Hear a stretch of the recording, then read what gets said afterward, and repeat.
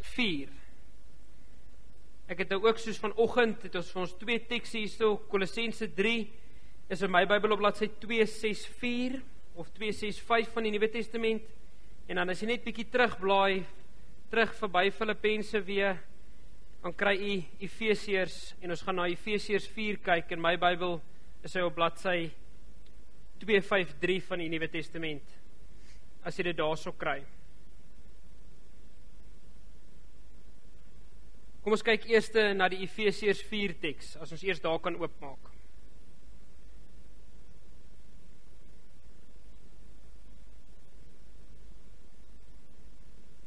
Efesiërs 4 lees ons vanaf vers 1, en die opskrif daar is die eenheid van die kerk.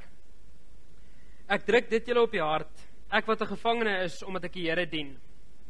Laat julle lewenswandel in ooreenstemming wees met die roeping, wat julle van God ontvang het. Ek gaan dit weer sê, laat julle lewenswandel in ooreenstemming wees met die roeping wat julle van God ontvang het. Wees altyd beskeie, vriendelik en geduldig, en verdra mekaar in liefde. Lê julle daarop toe, om die eenheid wat die Gees tussen julle gesmee het te handhaaf, deur in vrede met mekaar te lewe.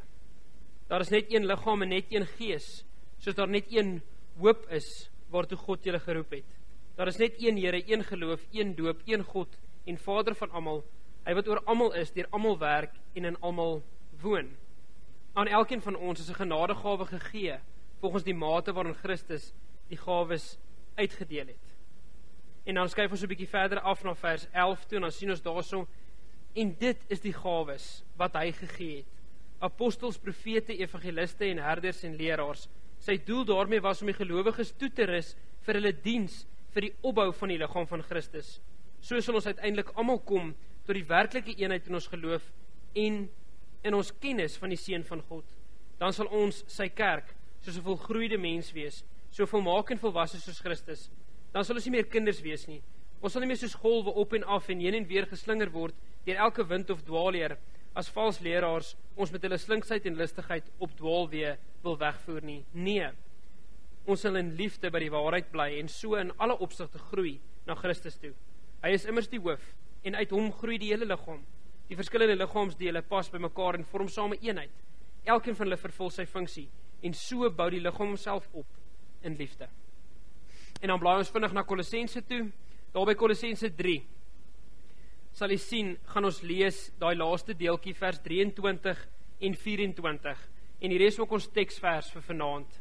Vers 23 van Kolossense 3 sê vir ons, wat julle ook al doen, doe dit van harte soos vir die Here en nie vir mense nie. Omdat julle weet dat julle van die Here as beloning sal kry wat hy beloof het. Christus is die Here in wie se diens julle staan. Christus is die Here in wie se diens julle staan.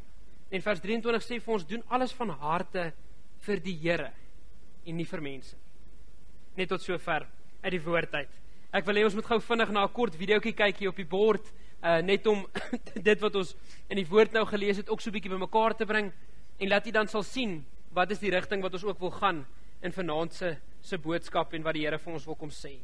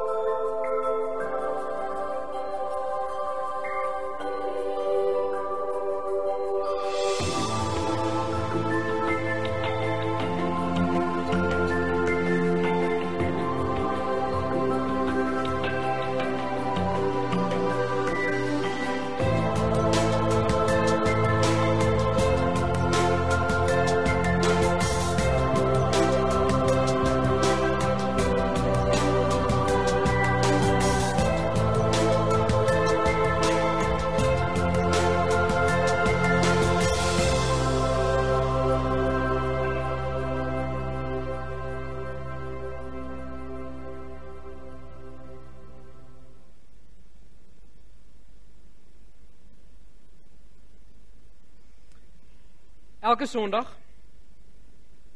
so gereeld soos klokslag, waggel die eende van 'n sekere dorpie kerk. Hulle waggel uit hulle huise, af met die hoofstraat, draai in by die kerk en waggel tot by hulle banke. Dan gaan sit hulle mooi oordentlik, elkeen op sy plekkie. Op die regte tyd waggel die eendekoor in en sit op die koorbanke. Dan kom die eenddominee na vore en slaan die eend Bybel oop. Hy lees voor: Eende, God het vir julle vlerke gegee. Met julle vlerke kan julle vlieg. Met vlerke kan julle opstyg en sweef soos arende. Geen muur of grensdraad kan julle binnehou nie. Julle het vlerke. God het vir julle vlerke gegee en julle kan vlieg soos voëls. Al die eende kwaak, amen. Dan waggel hulle huis toe en gaan op presies dieselfde manier aan. God het ons gemaak om meer te wees as wat ons soms dink. Ons het vanoggend gehoor dat ons reeds God se kinders is. Dat ons reeds vir hom lewe, want hy het ons reeds kom red. En ons doen dit nie omdat ons gered wil word nie, of omdat ons iets moet doen om in die hemel te kom nie. Ons is reeds koninkryksburgers.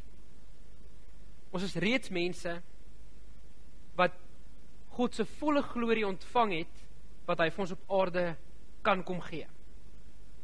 Ons is reeds mense wat maak nie saak wat met my op hierdie aarde gebeur nie, ek gaan eendag van ewigheid tot ewigheid herenig wees met my Skepper. Hy het vir ons vlerke gegee en hy wil hê ons moet vlieg. Maar vir een of ander rede gaan ons maar nog steeds op 'n baie pessimistiese manier aan met ons lewe, asof alles in die lewe verkeerd is en alles in ons land verkeerd is en dit maar net nie goed kan gaan met my nie. Dit is soos die eende storie wat hulle sê amen en dan waggel hulle huis toe en gaan op presies dieselfde manier aan. Hulle glo nie wat hulle werklik is nie. En ek dink dit is met die kerk van die Here Jesus ook baie so. Ek dink nie ons vat met die selfvertroue wat die Here in ons geplaas het en in die mensdom gewys het, in sy kinders gewys het, neem ons, eien ons nie vir onsself soveel toe as wat ons veronderstel is om te doen. En dit kom in by geluk, dit kom in by hoe ons die lewe sien, wat ons daaromtrent doen, en hoe ons hele lewe inrig, of ons gelukkige mense is of nie. Dit is so asof die Here vir ons sê, maar ek het hierdie groot geskenk al reeds vir jou kom gee. Hoekom is jy nie meer gelukkig daaroor nie? Hoekom sien jy hierdie klein goedjies op die aarde raak, wat jou so ongelukkig maak, as ek hierdie groot geskenk al reeds vir jou kom gee? Jy kan vlieg, maar jy gaan net met 'n normale lewe aan soos enigiemand anders. Jy eien nie vir jou daai lewe toe nie, en ek dink ons is baie keer so. Ons kom uit ons gemeentekonferensie, het ons 'n paar goed agtergekom laas Sondag aand. En dit was vir my verblydend, en dit was vir my positief, en dit was vir my goed gewees, dit wat alles daar gesê is. Ons het 'n bietjie gesels oor, ons weet ons is op die regte pad, maar ons soek die insette van die gemeente. Ons wil lidmate laat voel, maar jy het 'n platform waarop jy kan gesels oor wat jy wil hê in NG Volkwil Noord ook. Ons almal is kinders van die Here, ons almal het dieselfde aandeel in die kerk, ons is almal koninkryksburgers, ons het elkeen 'n sê. En ons het duidelik agtergekom dat daar 'n paar dinge is wat baie waardevol vir ons gemeente is. Ekskuus. En die beste vir my seker daarvan wat uitgekom het, was die feit dat ons nie moet vra hoe ons lidmate in die kerk gaan kry nie, ons moet vra hoe gaan ons lidmate uit die kerk uit kry. En dis hoekom ek vir u hierdie video gewys het. Nou vra u vir my, maar hoe dan, dominee? Hoe wil jy nou vir my sê, ons moet mense uit die kerk uit kry? Ons moet nie vra, hoe gaan ons hulle in die kerk kry? Dan kom ons agter, want wel, ons moet besef, dat ons voorbeeld is al wat ons gaan laat groei. As ons 'n voorbeeld is na buitentoe vir die mense wat dit nog nie ervaar nie, wat dit nog nie ken nie, wat nie weet hoe 'n gemeente kan funksioneer in liefde en vergifnis en om mekaar te aanvaar met al ons foute en om 'n bietjie die swaarde neer te sit vir 'n slag en nie te beklei nie, daai liefde en aanvaarding en warmte te voel, dis die voorbeeld wat ons wil stel. Dis hoe ons kan groei. Ek sê weer, ons moet baie meer daarop fokus. Nie oor hoe gaan ons lidmate in die kerk kry nie, maar ons moet fokus, hoe kan ons lidmate uit die kerk uit kry. Dis hoekom ek vir julle die video gewys het, want dit sê daarso, what if Go looked less like this, en dan gaan almal in die kerk in, and more like this, en dan hardloop almal uit die kerk uit, en gaan in die huise in, en in die besighede in, en oral en so in die wêreld in. Ons kom agter dat dit was die Here se plan gewees met die kerk. Die Here se plan vir die kerk was nooit gewees dat hulle in een gebou op een plek moet bly en moet vergader en net daar moet stagneer en daar moet doodgaan nie. Die plan was dat hulle lewend sal buitentoe gaan. Want die Here weet, dit is wat vir jou lewe van vervulling gaan gee. Dit is wat vir jou lewe gaan gee, wat jou werklik gaan gelukkig maak. Want ons gaan net nou ook so 'n bietjie daaroor praat. Ons almal weet al, dat dit vir my baie meer geluk bring, om iets vir iemand anders te doen wat iets beteken, as wat iemand iets vir my doen wat vir my iets beteken. Ons almal weet, dat dit maak jou meer gelukkig, om iets vir iemand te doen, wat jy weet in hulle lewe 'n verskil gaan maak, as wat iemand vir my iets doen, alhoewel die wêreld vir ons sê, dis andersom. Die wêreld sê vir ons, maar mense moet jou kom dien, dan sal jy gelukkig wees, dan sal dit met jou goed gaan. Dan kom ons agter, dit is nie so nie. Die oomblik wat ek mense begin dien, en daai vervulling in hulle lewe begin ervaar, dan kom ek agter, maar nou is ek werklik, vind ek eers geluk. Dit wat dit vir my beteken het, om dit vir daai persoon te doen, is wat ware geluk eintlik is. Nou goed, daar is altyd twee vrae, wat predikante op 'n gereelde basis vir mekaar moet vra, en vir hulle kerkrade en vir hulle gemeentes moet vra, en dit is die vraag wat te maak het met die doel van jou gemeente, en hier is 'n manier, hoe jy dit baie maklik kan beoordeel, of jy nie dalk die pot mis sit, in die omgewing waar jy werk. En Dominee Johan gaan vir my baie bly wees, en baie lief wees vir my na vanaand, want ons het amper ringsitting wat opkom, en ek weet hy gaan hierdie wat ek nou gaan sê gebruik vir die opening by die ringsitting, want hy is voorsitter van die ring, so ek wil sommer vir oom sê, hier is vir oom 'n opening by die ringsitting, wat ons het volgende maand. Die vraag wat ons moet vra, het met die volgende te doen. Dit gaan oor die impak wat jy in jou gemeente maak, in die omgewing waarin jy leef. En om dit te meet, is daar net twee vrae wat jy vir jouself moet vra, en jy moet dit vir jouself op 'n gereelde basis vra, as kerk. Die eerste ding wat jy vir jouself moet vra, is as ons gemeente vandag sy deure sou toemaak, en sê, hier is nie meer 'n kerk nie, ons maak toe. Ons stop, en ek en hom nie aan bedank, en ons maak die deure toe, die kerkkantoor is toe, ons sê, dit is nie meer 'n kerk hierso. Wil ek vir jy vra, wat is die impak, wat die kerk wat toemaak, daardie impak, wat is die impak wat dit op ons lidmate gaan hê? Hoe groot gaan die impak wees wat dit op ons lidmate gaan hê? Wie kan vir my sê? Groot, né? Dink ons dit gaan groot wees? Dit gaan 'n groot impak op ons lidmate se lewens maak, as ons vandag besluit om ons deure toe te maak en ons kerk bestaan nie meer nie. OK, dis die eerste een. Dit moes omgeruil het, maar daar's hy. Wat sal die impak wees op lidmate? Hy het net verkeerd omgegaan. Sê jy die impak gaan baie groot wees? Nee, ons almal is eens daarmee. OK, die tweede vraag wat ons vir onsself moet vra is, as ons gemeente vandag sy deure sou toemaak, watter impak sal dit hê op ons nie lidmate? Geen impak. Groot, geen, wie sê groot, wie sê geen? Kom ons hoor, hier is nou 'n lekker debat wat aan die gang is. Ek kan nie hoor nie. Wie het nou gesê, ekskuus oom?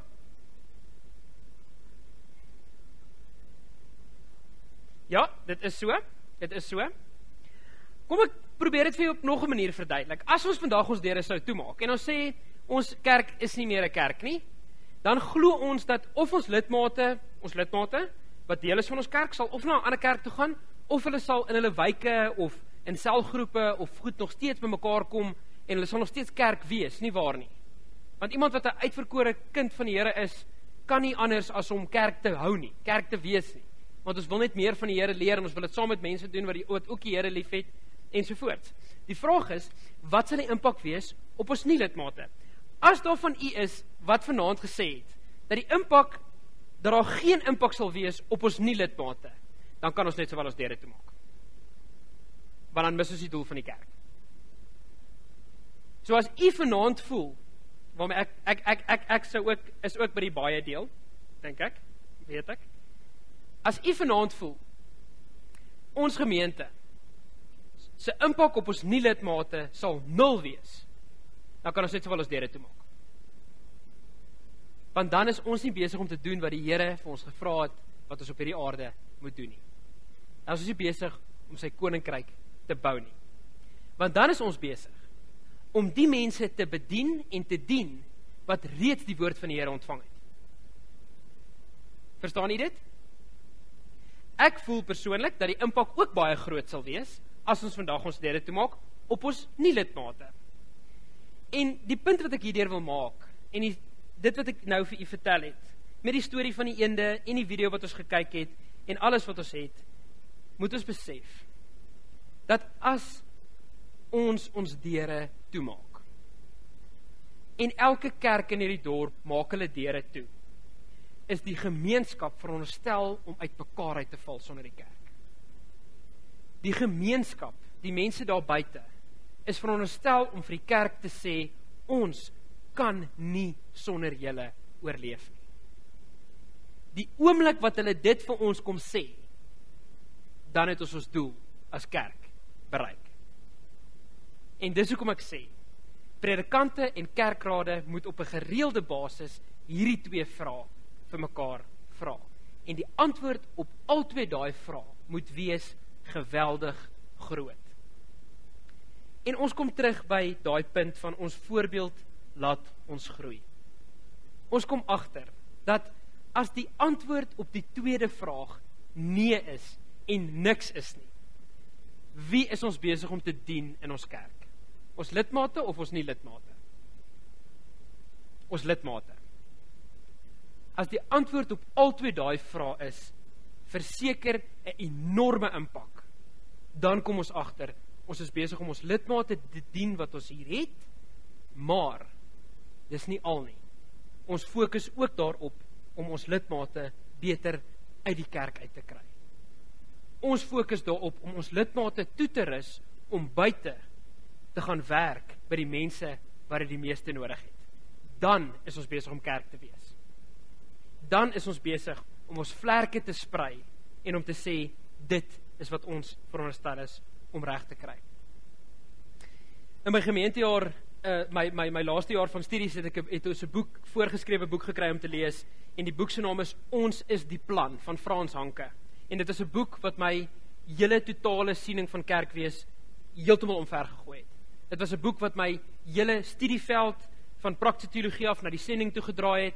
Dit het vir my die wêreld oopgemaak van wat 'n kerk veronderstel is om te wees. En daarso sê hy ook baie duidelik, dit waar ons vanoggend gepraat het, gelowiges dra die etiket van heiligheid. Dit wat ons vanoggend oor gepraat het, daai ander sy, daai voorbeeld, daai hartafdruk wat ons moet hê. Die Bybel noem dit om heilig te wees. Die woord vir heilig in die Engels beteken to set apart. Julle is eenkant, julle is anders as die res van die wêreld. En as ons dit doen waar ons vanoggend gepraat het en 'n voorbeeld gaan wees, dan kom ons agter, dis wat die Here bedoel het toe hy gesê het, wees heilig, want ek is heilig. Hy het gesê, wees anders as die wêreld. Julle is eenkant gesit en nie soos die wêreld nie, julle is heilig. As ons nie anders as die wêreld, dis nou weer, ons is die plan wat ek aanhaal, as ons nie anders as die wêreld en selfs anders as gelowiges redeneer oor God en sy plan nie. En anders as ander gelowiges praat ek nou van die mense wat sê, maar ons gemeente hoef nie 'n impak te maak buite ons mure of buite ons lidmate nie. Kom ons agter, dat is daar die risiko dat daar geen verskil sal wees as ons kerk vandag sy deure toemaak nie. Ons andersheid lê ook nie noodwendig in dramatiese preke, teregwysings en Bybelse insigte nie. Dit is meermale opgesluit in oënskynlike klein dingetjies. Verkondig die evangelie onder alle omstandighede en indien nodig gebruik woorde. in ons lewenswyse en optrede is daar meermale 'n kragtiger preek opgesluit as wat ons met woorde ooit kan oordra. En dis waar ons vanoggend gepraat het. My lewenswyse, my voorbeeld is anders vir die wêreld. En dis anders vir die persoon wat ek weet in menslike oë dit eintlik nie verdien nie. Vir hom sal ek die voorbeeld gaan wees. Vir hom sal ek die liefde gaan betoon. Ons het in die kerk so baie keer en so maklik sê ons, maar die persoon is die lidmate van ons nie, hoekom moet ons hulle nou help? As hulle lidmate was, het ons hulle gehelp. Wat sê die Here vir ons gesê het as ons so geredeneer het? En ek wil net vir julle sê, ek doen presies dieselfde. Ek doen dit ook verkeerd. Ek dink ook maar, as hulle nie hier wil deel wees nie, hoekom moet ons hulle dan nou help? As hulle eers aansluit, dan sal ons hulle help. Nee. Want jou impak op jou nie-lidmaat en jou impak op jou lidmaat moet ewig groot wees. En daardeur sê ek nie, ons moet ons lidmate afskep nie. Inteendeel, ons begin by ons eie huis. Ons begin by ons eie reëls, eie huisreëls. En van daar af gaan ons buitentoe.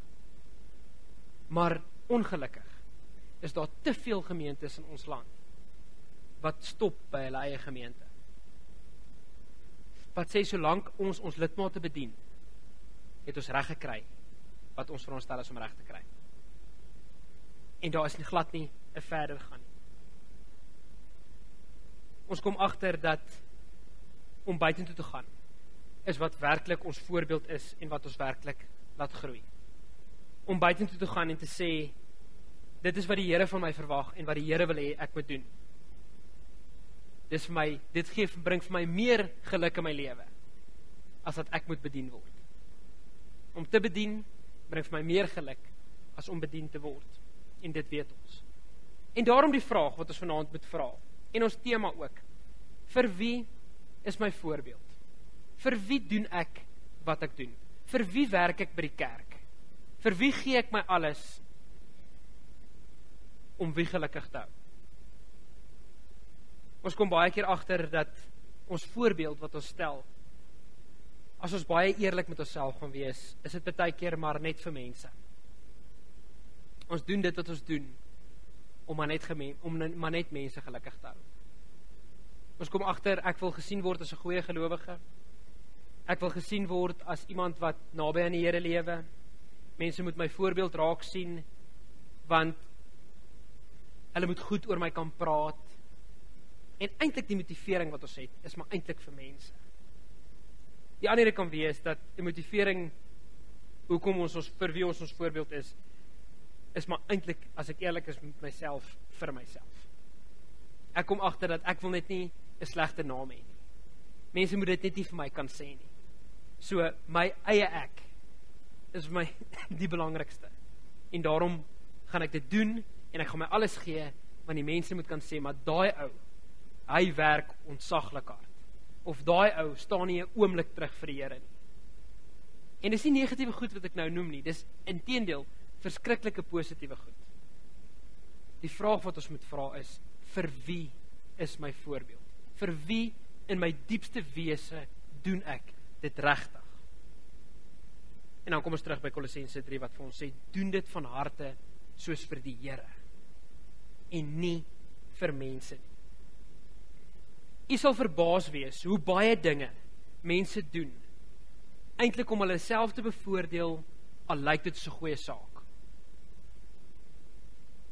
Ons moet vanaand eerlik met onsself wees en sê, ek kry 'n hele nuwe stel antwoorde op die vraag wat ek het, as ek vir myself sê, ek doen dit vir die Here.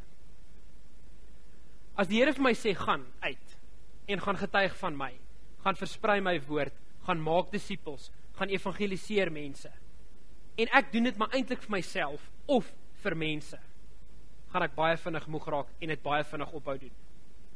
Ek gaan baie vinnig agterkom, maar hierdie mense wil nie vir my luister nie. Ek is eintlik maar besig om my naam sleg te maak voor hulle, want hulle wil nie vir my luister nie. Ek het hierdie persoon al 15 keer kerk toe genooi, en hulle kom net nie.